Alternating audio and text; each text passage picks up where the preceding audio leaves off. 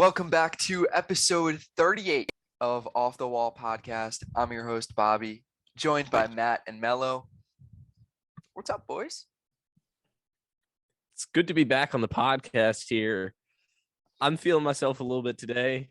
I don't know why. I mean, maybe the Phillies are hot. Maybe just I got a new haircut. I'm not sure why, but feeling good. So, Melo, how you doing? I'm doing fine. And speaking of hot, it's fucking hot out here in Los Angeles. That's Really? yes, How it hot is. we talking? How hot we talking? Hundreds? I think it's during the day. It's definitely reached the hundreds. Brutal. But yeah, but hey, it's August. This is the type of weather you're supposed to have, And that's the type of baseball you're supposed to be playing in August too. Supposed to be playing hot. yeah, winning two of our teams baseball are doing that. games. Yeah, I was getting there. Okay, sorry. Winning baseball games. The New York Yankees are not doing that too well, but the Phillies and the Dodgers are arguably probably the two hottest teams in baseball right now. Arguably, yes. Probably.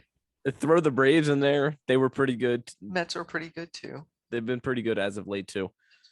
Mets, well, okay, so the whole NL East, except for the Marlins and Nationals, and and then the Dodgers, and that's the best in MLB right now, basically. Yep.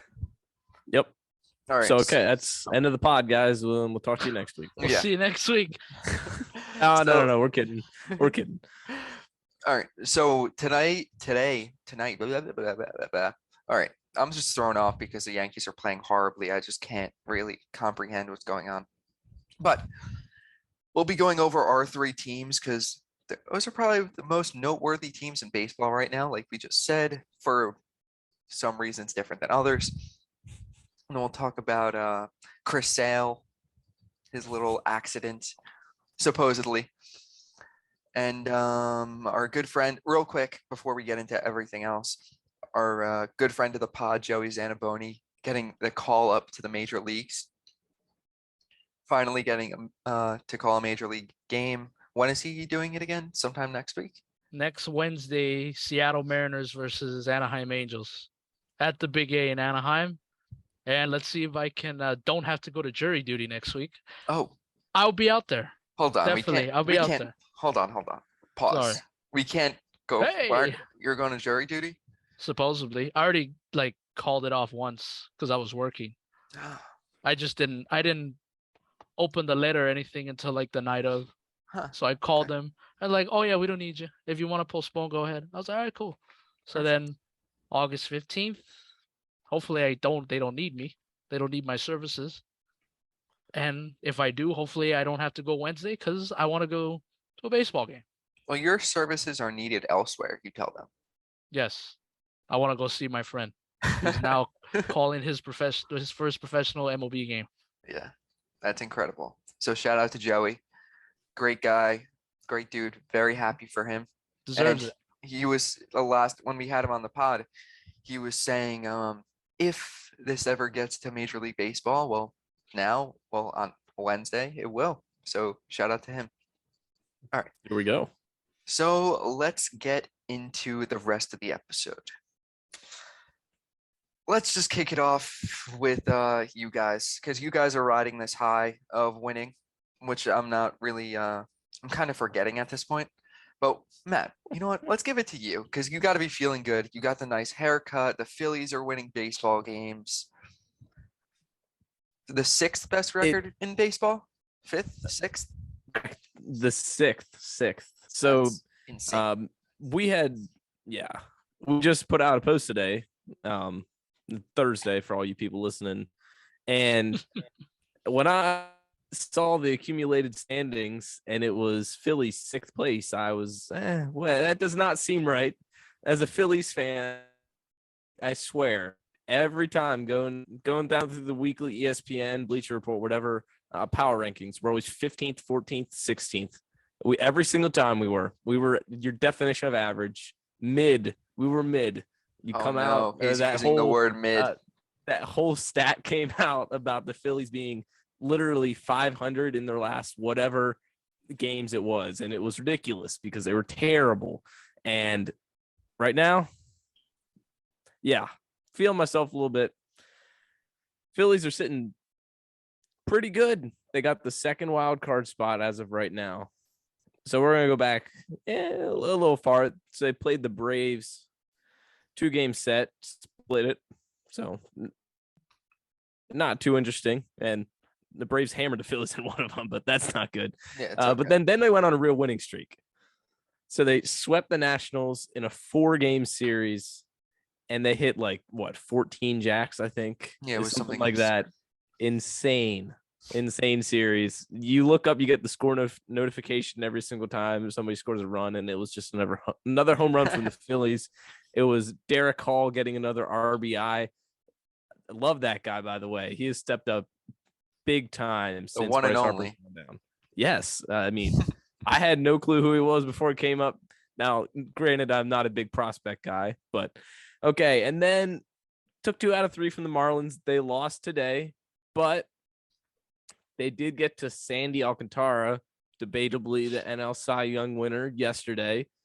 And yeah, did I mention that we did all of this without the reigning MVP, Bryce Harper, and that we're getting him back end of August, September, maybe is the hope. We're flying high right now, but we do have some tests coming up though. We're playing the Mets this weekend, I believe. Yeah. And then also next weekend. Yes, next weekend. It's back-to-back weekends against the Mets. We have the Reds in between those two, so maybe we can get a rebound if the weekend series doesn't go well. But that was from the inside telling you guys what it's like. What have you guys thought from outside looking in? It's awesome. I'm happy for you. I like the Phillies. I do like the Phillies. They're fun to watch. Bryce Harper obviously isn't playing, but I love watching him play. The Phillies always get shit just because of their playoff drought, their defense, blah blah blah, all this stuff. Okay. We're talking about the good stuff. I'm getting there. I'm getting there. I'm setting it up. But I'm setting it up. But they're playing. They're a playoff. We said they're the 6th best team in Major League Baseball. There's no way anyone, I don't think even you would have thought that on August 11th, that the Phillies would be the 6th best team in Major League Baseball.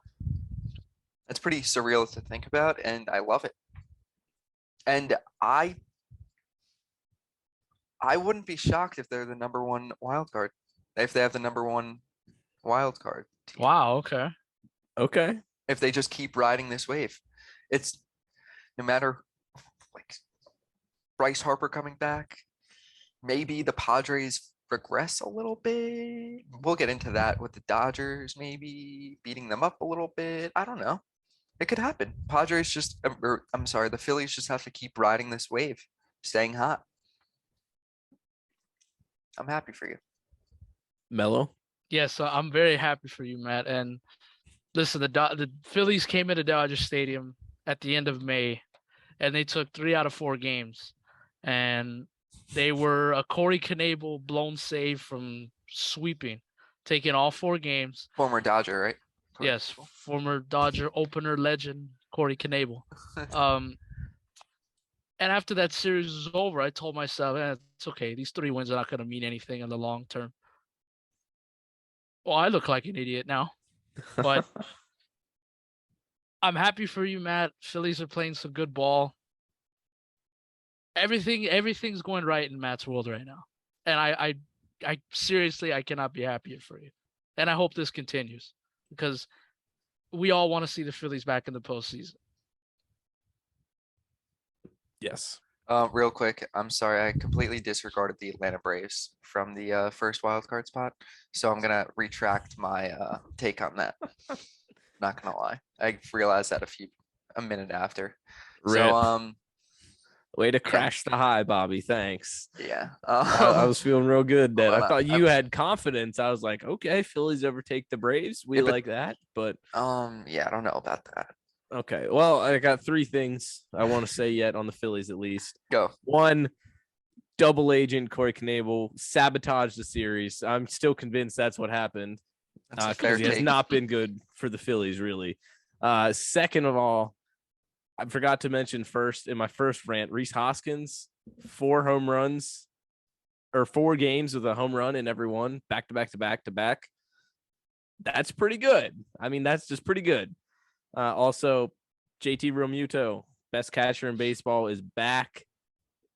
He had a home run and a triple in back-to-back nights. That's pretty good. How many catchers out there are hitting triples? Really, not too many usually. And he was on fire the last 2 series, so they got all the pieces going now. It's just they got to keep it going now that they're going to face a decent opponent in the Mets. So Yeah. Just got to keep playing with confidence. Shout out to Alec Boehm too. He's having a very underrated. Everyone's, beginning of the year, I hate this place, blah blah blah. Yeah. And then you haven't really heard from him since. And then now he's kind of, alive again, playing baseball, which is playing at a high level, which is cool. And the pitching too.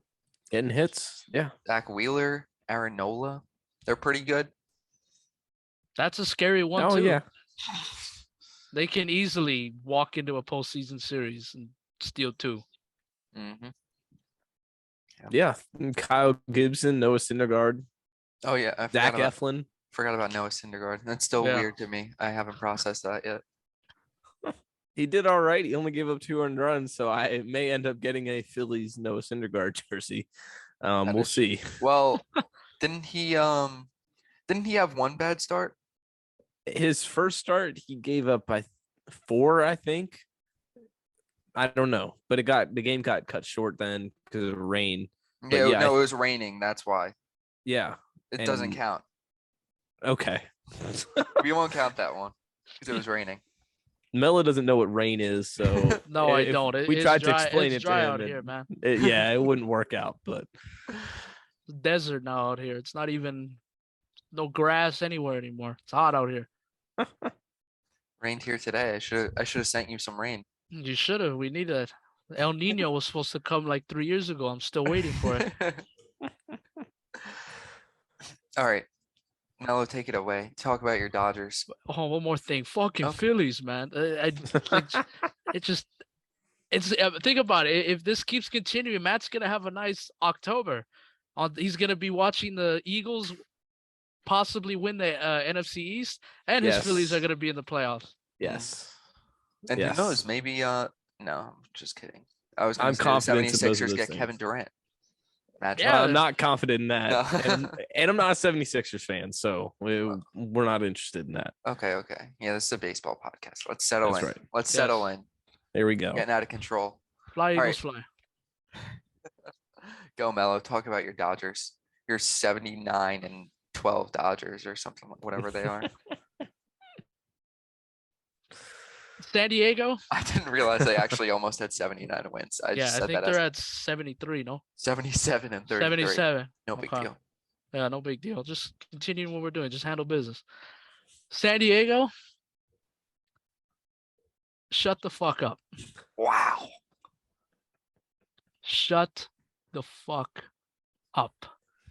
I don't want to hear Juan Soto. I don't want to hear Fernando Tatis. I don't want to hear Manny Machado.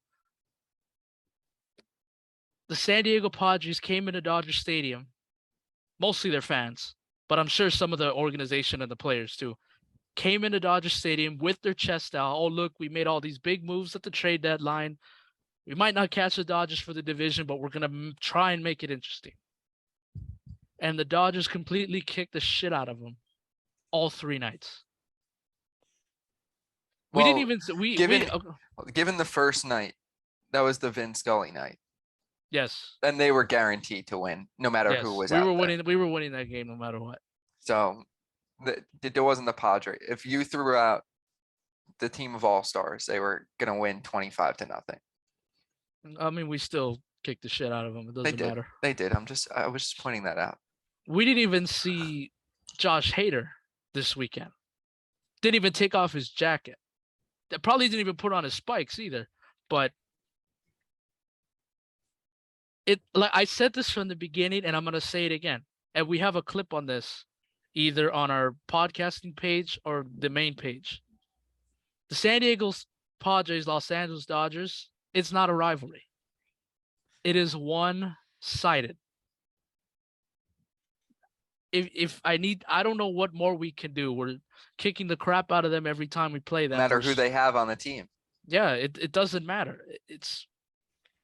We beat like 3 of their best pitchers this weekend. They saved them for this weekend. Darvish, Clevenger, and I don't remember who they threw out on Sunday, but was it Snell or no? No, it wasn't Snell. We didn't see Snell this weekend. Musgrove or Mania? I think it was Mania. It was Mania. Okay. So, but it's not a rivalry. And I'm so glad because and I know all baseball fans, I know you two wanted the Padres to come into Dodger Stadium and win this series. I know you did. Okay, I wouldn't go that far. I would say that I wanted them to make it a series because I would love to see, as a baseball fan and nothing, no connection to the Dodge other than you, like seeing a Dodgers Padres rivalry would be awesome for baseball. With the star power on both teams, like that's what I'm rooting for. I really am. But it's just not happening. It's not happening. But I know all baseball fans wanted San Diego to come in there and just, completely do what we did to them. And I'm so happy that the MLB baseball, Major League Baseball Instagram page couldn't post them all weekend. That was nice. But I mean, you look into the clubhouse, it's like these guys don't think it's a rivalry either. They don't see it as a big series. They just like, all right, we don't give a shit who they traded for, what they're going to put out there. We're still going to do our own thing. And I'm so glad the Dodgers were able to just kind of keep San Diego quiet for a couple weeks. Real quick, I just want to put this out there from your boy, Blake Harris. Tweet. He's a good friend of mine. Yep.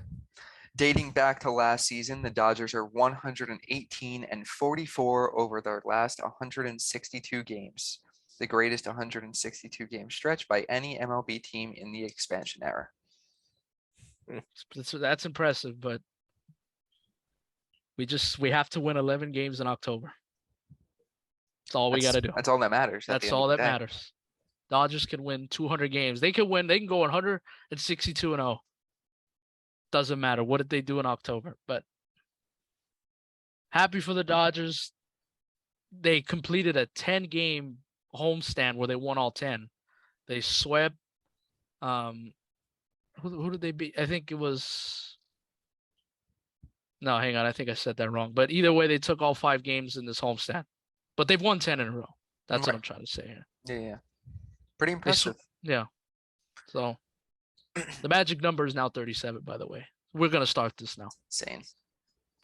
Real quick, Matt, I just want to get this thought out before I forget. I think it was either last episode or the episode before where I said it didn't seem like the Dodgers were playing their best baseball. They haven't played it yet. And it's here. They're finally playing like the Dodgers that baseball has feared, and how baseball fans know how the Dodgers could play. Like, this is it right here. This is the Death Star, the villain. Like, the Dodgers are back, and it's scary. We never left. No, but you never left. But you can say that they didn't play up to their potential all year, right? Up until right now, because right now they're the best team in baseball. There's no question about it right now. There really isn't. And when you said about them being the villains, it's kind of weird though, because nobody views the Dodgers as the villains. Everybody likes the Dodgers though. Yeah. But when the Yankees were good, it was all nobody likes the Yankees, man. They suck. Like, they just buy all their players. But even though the Dodgers trade for a lot of their players or get a lot in free agency, nobody seems to really hate on the Dodgers. Not sure why, but to put a bow on all this, I think the Dodgers are going to end up winning the division by probably 10 games. Like, just to be honest with you. Okay. I think that's a realistic expectation. They are 16 games up right now. They have a 16-game cushion on the Padres. I wouldn't be surprised. I mean, over under. Over under 9.5 games. They win the division by? Yeah. I'll Are you go gonna over. Easy. Even if they get to like under 10, it's gonna be like at the last week of the season when the Yeah. games don't matter anymore. Like we're resting our guys. By the way, Dodgers are winning games and we're getting healthier. I know I've been saying this a lot, but we're actually starting to see players come back. Dustin May is coming back, right? Dustin May is supposed to pitch next week when the Dodgers return or in Miami. Blake Trinan is supposed to come back very soon. By the way, if there is one thing about this team, Craig Kimbrell will be the death of this team. This guy cannot get 3 outs. I don't know what happens every time he comes out of the bullpen. It just something happens where it's not 1, 2, 3. It's one. Couple guys get on base, gets another out. Like last night, the Dodgers they completely blew out the Twins again. It was 8-4, and then he just gets a couple guys on base, and then he throws a wild pitch, and then the runner scores, and it's 8-5. It's like. And then the final out of the ball game, it was a deep fly ball to left that Taylor had to like go run to track it down. But if there's one like weakness to this team, Craig Kimbrell will be the death of this team. Be interesting what kind of role he plays. Is he the set closer right now? He is. Dave Roberts is he's always come out and say that Craig Kimbrell's my guy, but let's get to it. You can't do that. No. I'd rather see anybody else but Craig Kimbrell, unless we're up by like 20 runs, which is not going to happen. But Phil Bickford. Yeah, Phil Bickford. There we go. Brusdar Graterol, which he's not even healthy. He's supposed to come back soon. Alex Vesia can close games. I know we lost Daniel Hudson, but literally anybody else. David Price. David Price, Boston Red Sox legend. Is he still pitching? Yeah, is he still a part of this team? Yeah, he pitched an inning last night. Yeah, I know he's been kind of quiet, but Price, he'll have 3 nice relief appearances, and then he'll just get lit up one day, and then we're all back to we don't want to see David Price on this field either. But he's pitched 30 games this season, 2.61 ERA. It's not bad. Yeah, I know. For much more than that. No, especially when guys are hurt, and then Clayton Kershaw got hurt again during this homestand, so that was disappointing to see. Walker? Is he fully? He's still hurt. I don't know what's going on with him. He's supposed to start. I think Dave Roberts said he was supposed to start a throwing program like this week or something. So, I mean, hey man, it just if Walker Buehler's not ready to go, I wouldn't even bother with him. Yeah. No. If he's not 100%, don't bring him back. No. But yeah, the Dodgers are they're finally playing like the Dodgers, and it's scary. And just to backtrack real quick, one final thought. When I said villain, I meant more of like a kind of a bad word there. More of like how they're just like so much better than every other team, and everyone knows it. And there's nothing they can do. No one can do anything about it. Yeah, before the 3-game sweep of the Padres, we swept all 4 games against the Giants in San Francisco, and we basically ended their postseason chances. I mean, they didn't trade anybody, but you had a lot of fans and a lot of people around baseball saying, maybe the Giants should have traded some of those guys at the deadline. But did you go to the Dodgers game the other day as a fan, or no? Didn't you? Which one? Didn't you go to a Dodgers game as a fan yet? No, I worked all days. Oh, I actually thought you did, because I thought I saw a picture of you there. Never mind. I thought I saw people are taking pictures of me now. I want to see them. No. I thought you sent a picture from field level or something. It looks like. Maybe not. Maybe I'm just making things Probably up. Did. I was on my break and I was walking down. Okay, never mind. But all right, time to talk about my Yankees. So,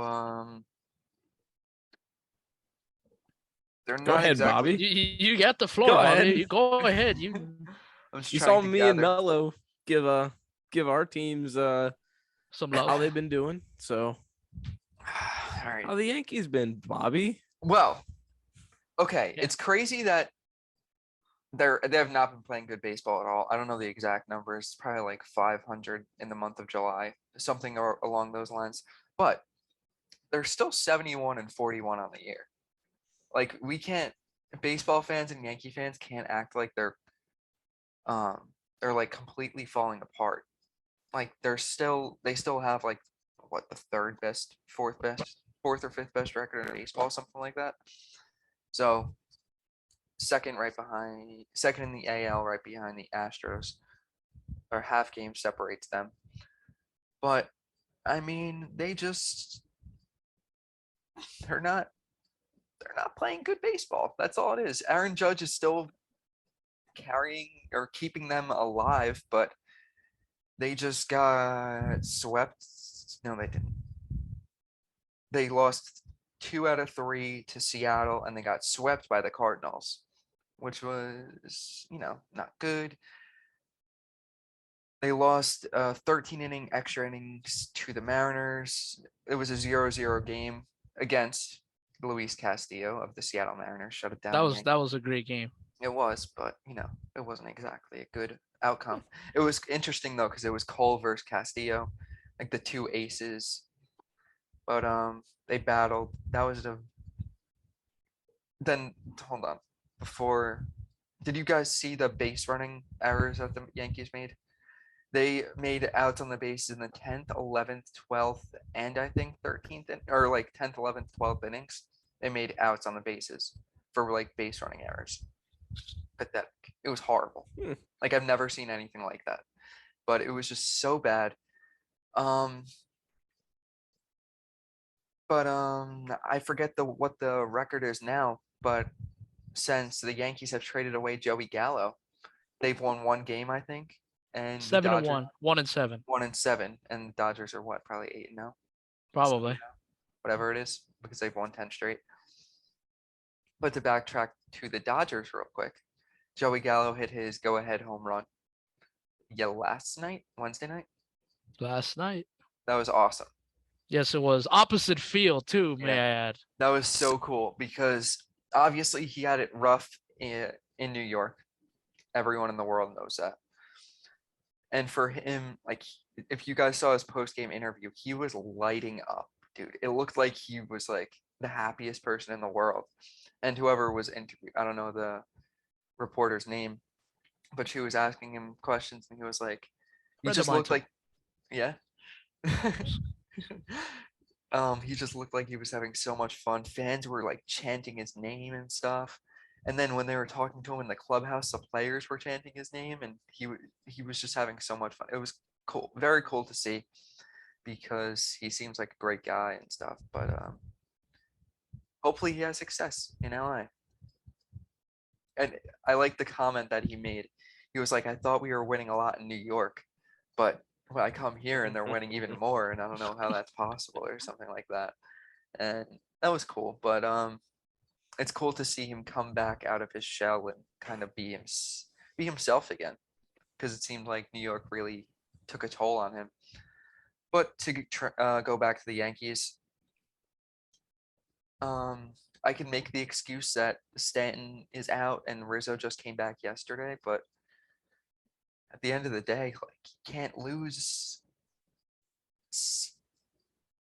Oh, and before that, I'm sorry, because they just lost 2 out of 3 to Seattle. Then they got swept by the Cardinals, and before that, they lost 2 out of 3 to Seattle. So it's not good at all. They just need to. I knew they were going to regress, but to do it this drastically is kind of concerning, where the offense just completely disappears for like 20 innings, whatever it is. Can't happen. Yeah, then when you get runners on base, they just can't run the bases well either. That's a problem. So where's the worry meter at for you, Bobby? Not in terms of not like missing the playoffs or anything, but like scared about this happening in a playoff series. 1 to 10. The Astros are the only team that I think I'm still worried about in the American League, which I think is valid. There's also a chance that they just proved They've lost 5 out of 6 to the Mariners in a week span, which they're not the top team in the American League by any means. They're a good team, probably going to be a playoff team. So that could happen in the ALDS. So they just need to get it together. Maybe like a 5-ish, Okay. That's about fair. 5-ish. But realistically, if they play their game, I still do think the Astros are a better team than them. When both teams are at their best, probably the Astros still have an edge, which that's the only team I'm really concerned about if the Yankees play their game. But other than that, they just need to play like how they're supposed to play. Like I don't understand. It's bad. Yeah, and it's like It's you concerning. you had a decent cushion, not a like 10 plus games, but I mean, if I'm a Yankee fan, like I would think the main concern is that we've already lost 2 playoff series to the Astros when we didn't have home field advantage. Right. This is your chance to finally get home field against that team in a potential, because obviously both teams have to win a round, but hypothetically, if both teams were to get to the This is how it's LCS, supposed to be. Yeah. how it's supposed to be, you want obviously a game 7 at home, or you want home field Before, yeah. advantage. Yeah, you want the extra home game, but I mean, we know you're gonna win the division by a million games. They're still 10 It's games up, and exactly. like Yankee fans are throwing like the world's ending. But I guess it's some of them are obviously stupid, like as everyone knows. They're gonna win the division. There's probably no question about that. Yeah, that's why like Anything can happen, but right, but that wouldn't be my main concern. It's like it's just can we finish above the Astros one of these years finally, where we could get home field advantage if that happens. yeah, I don't know. That's just me, but that'd yeah, be my main concern. I think so And you too. were up on them like what, 5 or 6 There's games? probably like 5, 6. Yeah, I don't think it ever got any more than 5. No. But Matt, any thoughts on my Yankees? Is their schedule a lot harder in the second half than it was in the first half?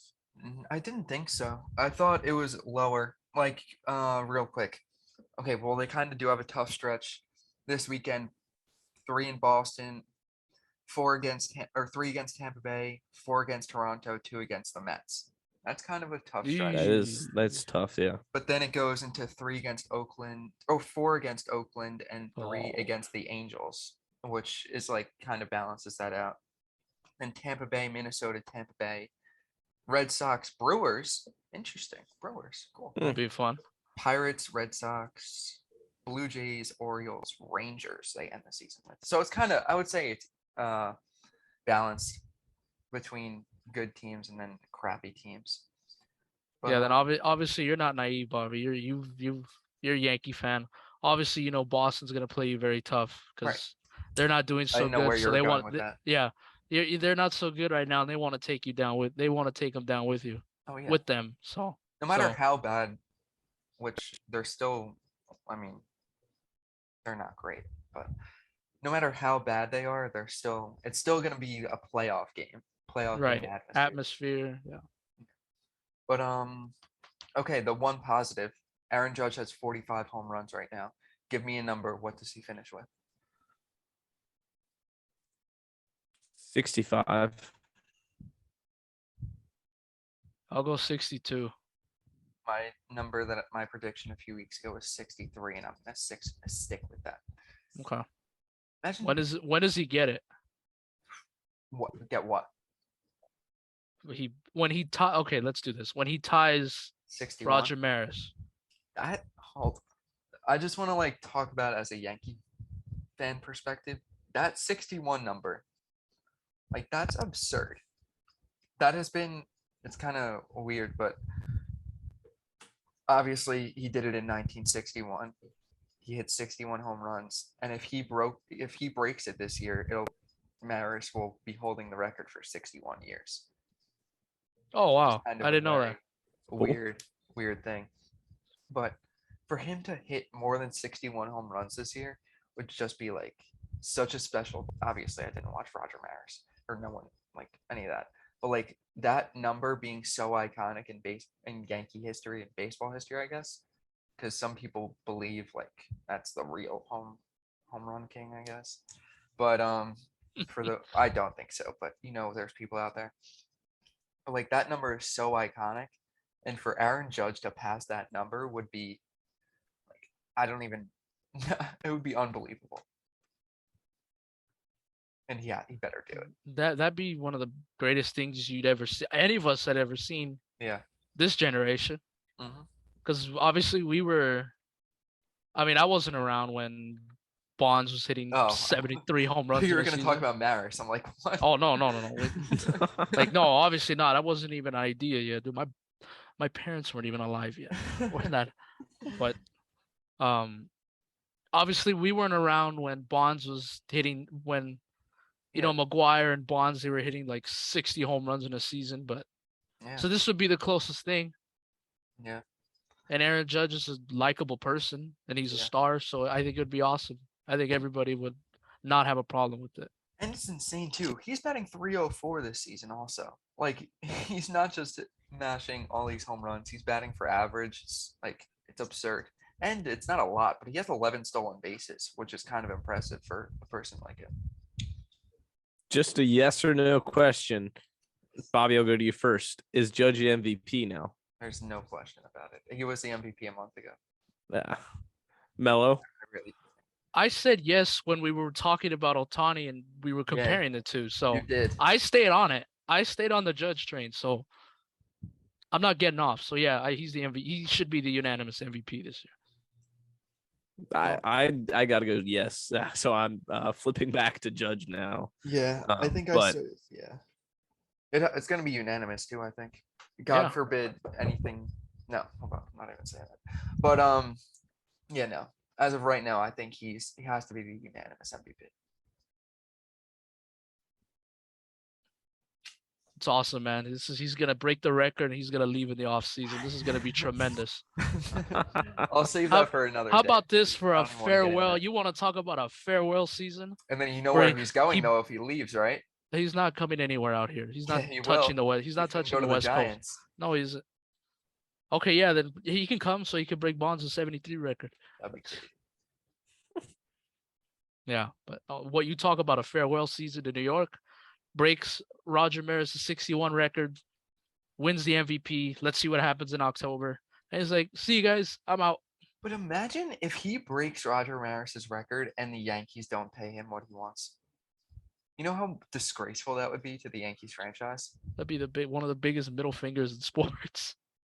It wouldn't be on brand for them though. So I feel like that would be very unlikely. They're gonna overpay for him. Like they have to. There's no choice. Because there's gonna be other teams after he puts up what he put up this year.